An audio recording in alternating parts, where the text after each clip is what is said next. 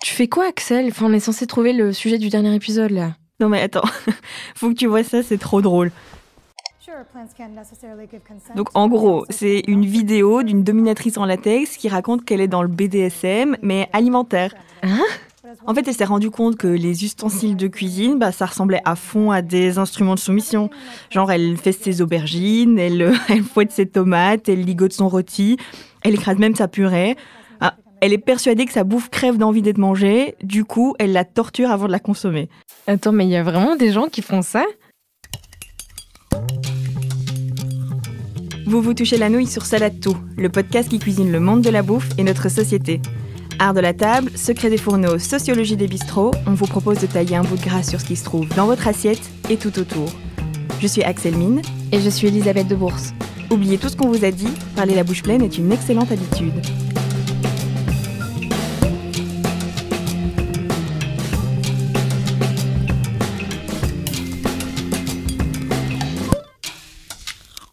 Mais non, cette vidéo de Comédie Centrale sur la dominatrice de fruits et légumes, c'est clairement une satire. Mais tu savais, toi, qu'il y avait des gens qui avaient vraiment des fétiches sexuels en lien avec la bouffe? Un peu comme les fans du sploshing? Bon, ok, me demande pas comment je sais ça, mais apparemment, il y a des plateformes en ligne où des personnes payent d'autres personnes pour les voir s'asseoir nus sur des gros gâteaux à la crème ou des énormes plats de spaghettis. Ça fait partie des délires fétichistes wet and messy, traduction mouillé et salissant. Je sais pas dans quel coin du dark web tu traînes, mais moi j'ai juste entendu parler du mukbang. Alors mukbang, c'est le terme coréen pour retransmission de bouffe. C'est des youtubeurs, si tu veux, qui se filment en train de manger des quantités indécentes de nourriture. Je mate de temps en temps la chaîne de Lee Chang-young, le mec qui dévore tous les jours l'équivalent de 4000 calories de plats de nouilles et de crevettes tempura devant sa caméra. C'est son boulot à temps plein, tu te rends compte? Et là-bas, le gars, c'est une véritable star. J'ose même pas imaginer le nombre de fans émoustillés par ces festins. Attends, ça me fait penser, t'as déjà écouté ça? Vas-y, mets ton casque.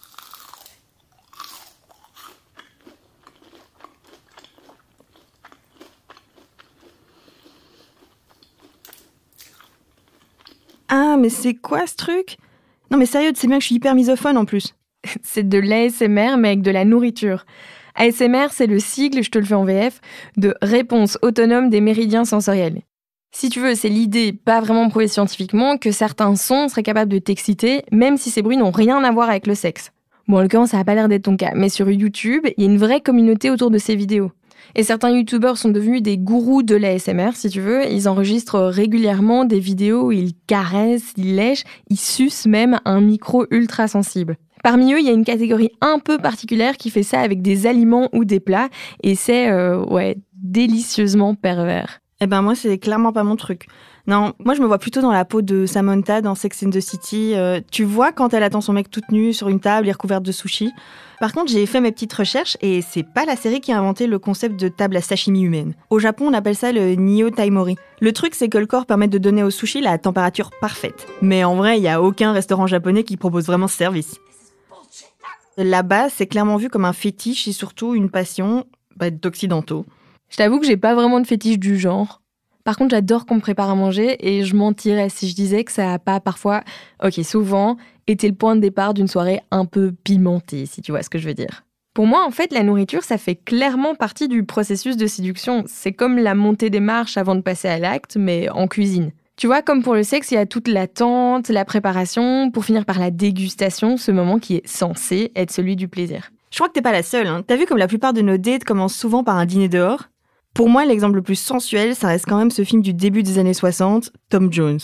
À un moment donné, le personnage principal en cavale croise la route d'une femme avec qui il va dîner dans une auberge. Et crois-moi, c'est l'une des scènes les plus chaudes du cinéma. Tous les deux se regardent avec passion pendant qu'ils sucent un pilon de poulet et qu'elle aspire une huître. Ah ben voilà, on est d'accord. La nourriture, ça peut être clairement orgasmique. D'ailleurs, je sais pas si tu sais, mais en anglais, il y a un mot pour ça, foodgasm. C'est la contraction de food et orgasme. Ah marrant. J'ai posté sur Twitter un extrait de ton vieux film carrément sexy, là. Et il y a Sandrine Gouyvart qui a commenté. Tu vois la caviste liégeoise? Elle a écrit « J'aime bouffer, j'aime le cul, j'aime même bouffer des culs. » Et que si on veut en parler, elle est dispo. Je l'appelle.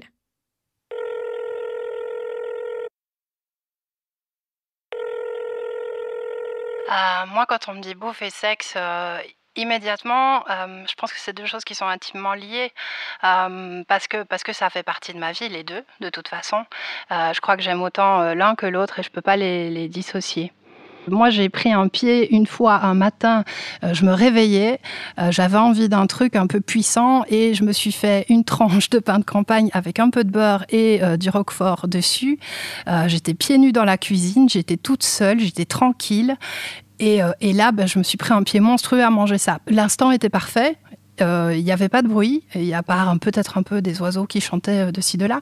Mais il n'y avait pas de bruit, j'étais au calme et j'avais envie de ça. Et mon envie était rencontrée par ce truc qui était super bon. Et là, clairement, vous avez les poils qui se dressent, parfois de l'émotion, quelque chose d'assez indescriptible comme sensation qui se produit. Et oui, ça peut s'apparenter à une sorte d'orgasme gustatif. Alors après, ce sera peut-être pas aussi puissant, aussi fort, aussi physique qu'un orgasme sexuel, mais il y a quelque chose de ça, oui. Il y a quelque chose d'un plaisir intense qui monte et qui est un peu irrépressible.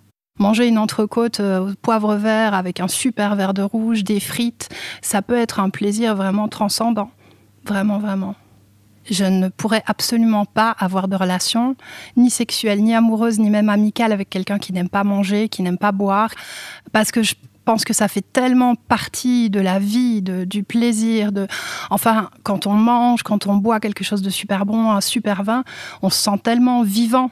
Il ne faut pas que ça, évidemment. Il y a d'autres choses. Il y a un plaisir intellectuel, il y a un plaisir de plein de choses. Mais ce plaisir-là, bêtement sensuel et de partage et de convivialité, je pense que si on ne l'a pas, on perd quelque chose, on perd une dimension dans la vie. Donc, j'aurais beaucoup, beaucoup de mal à tomber amoureuse de quelqu'un qui aime pas manger. Je crois que vraiment, ce serait un drame pour moi. Ce serait un drame. Et donc, Sandrine a invité l'autonato et elle repart avec le cuisinier. Moi, je me suis toujours dit que si je devais emballer avec un seul dîner, je préparerais d'office des pâtes. Un truc en sauce, mais léger, avec une pointe d'ail et des longs lacets de farine de blé à aspirer bruyamment. Ah, moi, c'est tout vu, ce serait des penne viande baisés. Des quoi ? J'ai vu ça sur le site des Inrocks il y a pas longtemps. En gros, une journaliste américaine a dévoilé un énorme secret sur les célibataires des quartiers riches de Manhattan. Il paraît qu'elle surfile entre elles une recette de penne à la vodka qui, je cite, serait capable de mettre n'importe quel individu dans votre lit pour y passer plusieurs heures de pur bonheur. Et je parie que c'est un cocktail des ingrédients les plus aphrodisiaques possibles, c'est ça ? Bah non, il y a de la sauce tomate, du basilic, des poivrons rouges, du parmesan, un peu de vodka quand même, même de l'ail. Mais quoi, tu voudrais que je cuisine des asperges pour choper ? Enfin, je sais pas, on a vu plus subtil. T'as quelque chose contre les asperges ?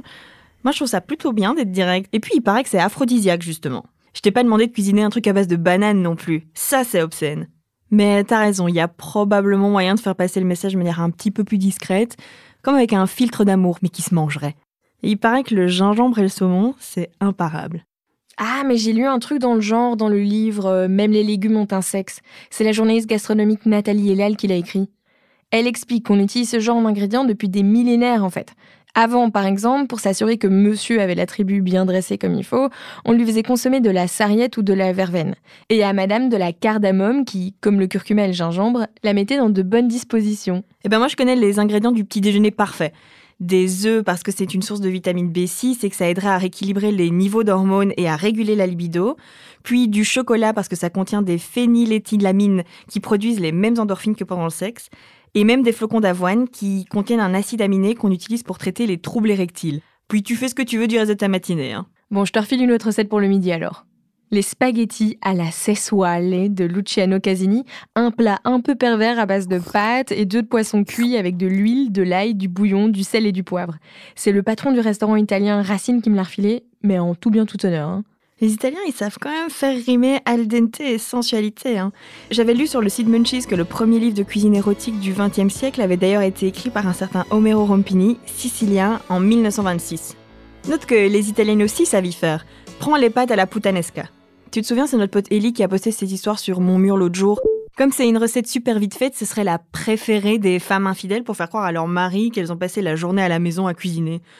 L'autre petite légende, c'est qu'elles tiennent leur nom puttanesca, des putains napolitaines, qui elles préparaient ces pâtes pour attirer leurs clients et puis pour reprendre des forces après coup. Ouais, il y a des plats et des produits comme ça qui sont excitants sans pour autant avoir des prétendues vertus aphrodisiaques. La pêche, par exemple, avec sa peau douce, sa chair juteuse, sa fente évocatrice. Je trouve que c'est d'ailleurs le protagoniste le plus sexy du film Call Me By Your Name. Je sais pas si tu te souviens, c'est ce gros succès cinéma de 2017. Il y a une scène où le jeune Elio, qui découvre tout juste ses sentiments et son désir pour un autre homme, se masturbe avec une pêche de son jardin italien. C'est un moment que j'ai trouvé vraiment brillant, ultra chaud, sans pour autant montrer quoi que ce soit, et dont tout l'érotisme est condensé dans cette pêche. Tu sais ce qui est essentiel aussi à un repas qui dérape ? Une bonne bouteille de vin. Et je sais chez quel caviste aller la chercher.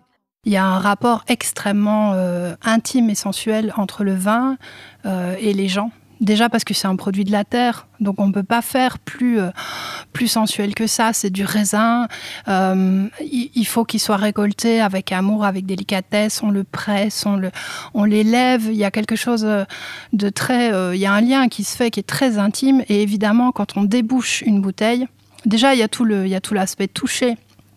Il y a la douceur du verre, il y a l'étiquette qui peut être parfois un petit peu bosselée ou avec un toucher un peu velours. Et puis, on sent le vin, on l'entend couler. Donc, tous les sens sont sollicités avec le vin. La vue, l'odorat, l'ouïe, tout est sollicité. Donc, il n'y a pas plus sexy qu'un super verre de vin qui est super bien servi. Parce qu'on sait que là-dedans, il y a tout. Il y a la vie, il y a de l'histoire, il y a de la culture, il y a du terroir, il y a plein de choses. Et en même temps, il y a du plaisir, il y a un plaisir dingue. Bon, en plus, l'alcool, ça désinhibe. Mais moi, s'il y a bien un liquide que je trouve particulièrement charnel, c'est le lait. Tu me fous vraiment les boules. Mais je suis sérieuse, regarde. C'est Freud qui le dit, c'est carrément les bases de la psychanalyse. En gros, tout partirait de la première tétée d'un nourrisson. Comme il a faim, il y a une tension qui se crée dans sa bouche qui veut à tout prix apaiser.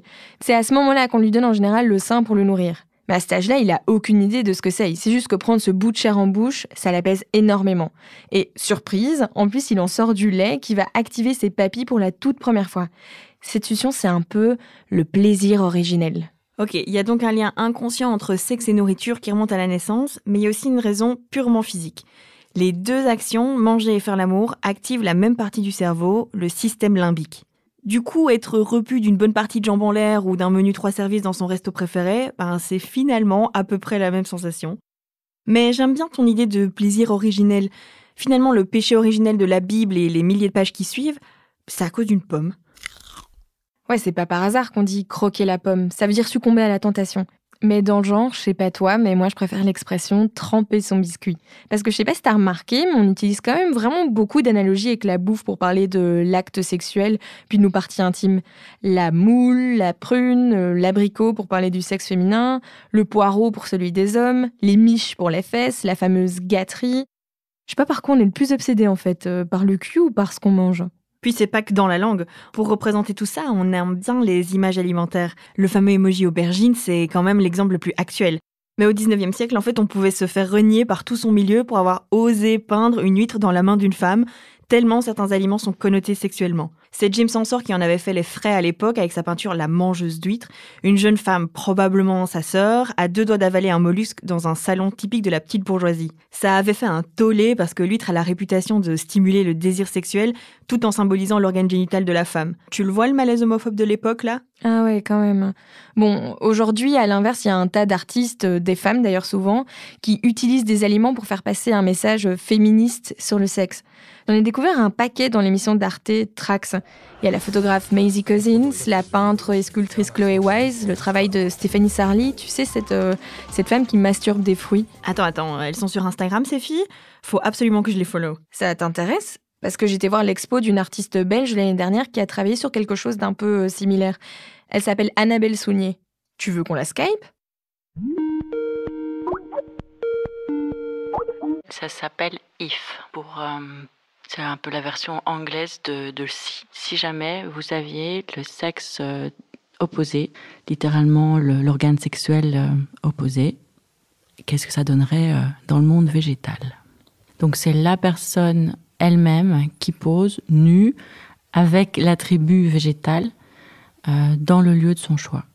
Pour moi, le végétal était important parce qu'il est vivant, cueilli. Ça pouvait être une fleur, un arbre, mais aussi des éléments de nourriture. Il y avait des éléments qui se mangeaient, donc des champignons, des artichauts, différentes choses comme ça. À chaque fois, la première réponse était une réponse un peu automatique du style courgette, carotte ou aubergine. Il y a un choix qui a été un peu plus violent, c'est-à-dire que j'ai une jeune femme qui m'a dit voilà, je vais choisir un radis blanc. Mais malheureusement, elle me dit je suis à Londres, je vais arriver à Bruxelles, j'ai pas le temps d'aller l'acheter. Est-ce que toi tu peux aller l'acheter? Je dis oui, pas de problème. Donc j'ai débarqué chez elle avec un grand radis blanc. C'était vraiment assez long et je voyais pas comment j'allais faire la photo. Je me dis mais ça rentre pas dans le cadre parce que c'était trop long en fait. Et donc c'était un problème. Elle me dit j'ai des problèmes par rapport à la photo. J'ai accepté cette photo et maintenant que je me rends compte que je dois poser nue, ça me pose un problème. Je dis ok, est-ce qu'on peut imaginer un maillot de bain? Elle me dit oui peut-être, je sais, c'est un peu embêtant, mais je suis pas à l'aise avec mon corps. Ok, je dis écoute, on va un peu réfléchir à ça. Essayons déjà de trouver une solution par rapport à la longueur du radis blanc. Et tout d'un coup, elle prend un énorme couteau et elle le coupe en deux de manière hyper violente devant moi. Et moi, je suis complètement choquée par le geste. Et je dis, écoute, voilà, tu as coupé ce radis. Pour moi, c'est très important. Je voudrais juste le mettre dans la pelouse, photographier ce radis coupé en deux. Est-ce que ça te va? Elle me dit oui, tout à fait. Et en fait, il s'avère que cette personne a eu un épisode... Enfin, en fait, elle a été violée dans quelques années auparavant. Et le fait de couper ce sexe, ce radis, mais ce sexe, était libératoire. Et donc, ça aussi, ça m'a touchée, que cette photo lui permette en partie de se libérer de cet acte qu'elle avait subi. Bon, ici, heureusement, ça a l'air plutôt thérapeutique, cet épisode avec un aliment, mais parfois, les violences sexuelles, ça a quand même un impact beaucoup plus persistant sur le rapport qu'on entretient avec sa nourriture. Tiens, regarde cette étude de l'association Mémoire Traumatique en 2015. Ça dit que les violences, notamment sexuelles, sont la cause d'états de stress post-traumatique associés, notamment à des troubles alimentaires, et que plus de 30% des victimes de violences sexuelles présentent ensuite des troubles du comportement alimentaire. Ouf, c'est lourd comme sujet. On ferait pas une petite pause là, parce que moi j'ai besoin de prendre un peu l'air. Je vais aller nous chercher un truc à manger. C'est quoi que t'as ramené du coup? Ah, trop bien, un éclair au café. Ça te dérange si je prends une photo vite fait? Voilà. #foodporn. Ok, instant confession intime, mais moi je comprends jamais ce que les gens veulent dire quand ils utilisent ce hashtag. En quoi je devrais être excitée par une photo d'une plongée dans un bol de ramen? Enfin, c'est un peu dégueu quand on y pense. Non mais à la base, food porn, c'est un mot qui est apparu dans les journaux des années 70. Ils étaient un peu prudes, on dirait, puisque ça désignait toute nourriture qui n'était pas bonne pour nous. Aujourd'hui, ça désigne surtout ces gros plans sur des aliments soi-disant interdits, un gros burger juteux ou de la crème chantilly toute fraîche par exemple, qu'on regarde avec un œil libidineux mais sans forcément oser y mettre la bouche. Un peu comme le vrai porn en fait, ça te fait autant frémir que rougir. C'est vrai qu'en y regardant de plus près, ces photos sur Instagram et les films porno, ça a un peu les mêmes codes visuels. Le gros plan, une saturation pas toujours idéale, les détails sordides, enfin tout est un peu exagéré. Parfois c'est même pas beau, c'est pris à la va-vite et surtout sans aucun respect de la nourriture. Le terme food porn, moi, c'est quelque chose qui me fait beaucoup rire parce que je pense qu'il faut le prendre avec pas mal de recul et de second degré. Le truc, c'est que souvent, moi, je constate ça beaucoup sur Instagram, ça donne pas si envie que ça parce que c'est trop. C'est un peu comme les Chippendales. Enfin, il y a trop de muscles, pas assez de poils, pas assez de vrais mecs, quoi. Ce qu'on aime, c'est justement des imperfections, des rides, etc. Et du coup, le côté food porn avec soit du sucre, du gras qui déborde de partout, soit des photos ultra léché. Enfin, moi, ça m'inspire pas des masses, quoi. C'est trop esthétisé pour que ce soit vraiment sexy. Et pourtant, c'est ultra populaire. Je vois dans un article du Huffington Post qu'en 2017, il y avait déjà plus de 116 millions de photos en ligne avec le hashtag foodporn. Ça fait un peu beaucoup, non? Ouais, c'est limite l'indigestion. Même Nathalie Hellel, la journaliste dont on parlait tout à l'heure, elle le dit dans son livre et dans plusieurs interviews, elle se demande pourquoi on tient à ce point à médiatiser, à partager tout ce qu'on a dans notre assiette. Attends, je te cite, elle dit « Pour moi, l'assiette devient le premier partenaire sexuel. Le dernier verrou de la sphère intime et privée à sauter parce qu'en réalité, la pornographie n'émeut plus personne. Elle est ailleurs. » C'est pas mal quand même. L'éclair au café? Alors ça vient d'une petite pâtisserie Place d'Illens qui vend Non, ce sujet, c'est que c'est nourriture. Bouffer cul, quoi. Ça pourrait clairement faire un épisode, non? Vous venez d'écouter Salade Tout, le podcast belge et vorace qui vous fait faire le tour de votre assiette. Si vous avez aimé ce que vous avez goûté, n'hésitez pas à noter, liker et partager cet épisode, et puis tous les autres aussi. Retrouvez-nous sur les réseaux sociaux à Salade Tout Podcast et racontez-nous votre plus grand fantasme culinaire. Ce podcast est une coproduction de la RTBF et du Centre du cinéma et de l'audiovisuel de la Fédération Wallonie-Bruxelles. Il était cuisiné par Axel Mine et Elisabeth Debours. Avec nous dans la brigade, Simon Léès au son et Paul Maric au générique.